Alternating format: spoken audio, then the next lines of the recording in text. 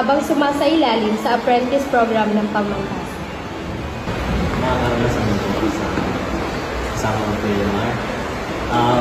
Una sa lahat, nung una, hindi ko inakala na magiging, alam mo yun, magiging close namin kayo. Parang, sa totoo lang, parang parte na kami dito kahit di pa ako kasama sa MDG, gano'n, sa ano na to, community na to.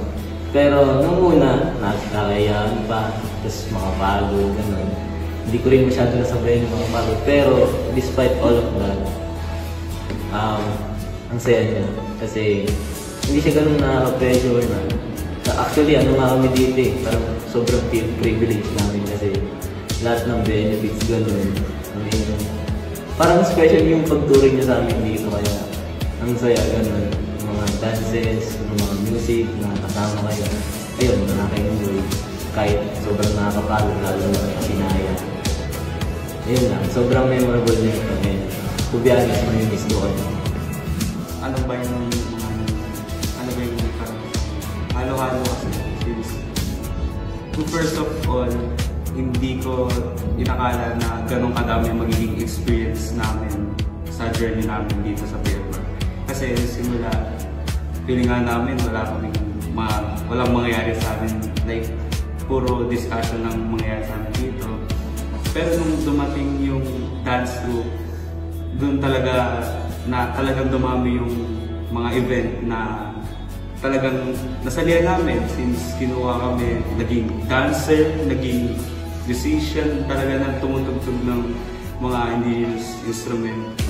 And yun nga, lumalim din lalo yung knowledge namin about sa culture and kung paano namin i-express yung sarili namin. Since nakasama rin namin yung iba't ibang organization like yung Ramon Ubusan, sila Sir Jenny, sila sa Coral, sa Bataya, sa theater, yung dance group na.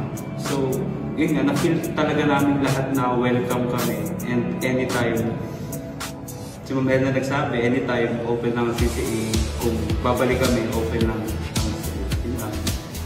So, ang naging experience ko sa Fairmont Dance Guild ay, ang una akala ko, music lang ang aanay namin dito, pero sinasabi ni Sir Boyce na lahat ng art form ay papasukin namin.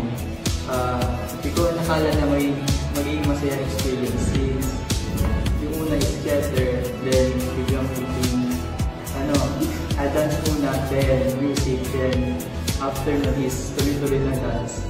So, akala ko is parang mapapagod kami ng sobra. Napagod din kami, pero iba yung experience ng pagod na may halong saya. So yung dance guild, tinuring kami family. Parang matagal na kaming kakilala. Masaya ako at ginaganan kapag sumasama sa mga act, gano'n, mga sayaw. Then, ano ulit? Maraming salamat sa inyong pagbabahagi. Mahal namin kayo.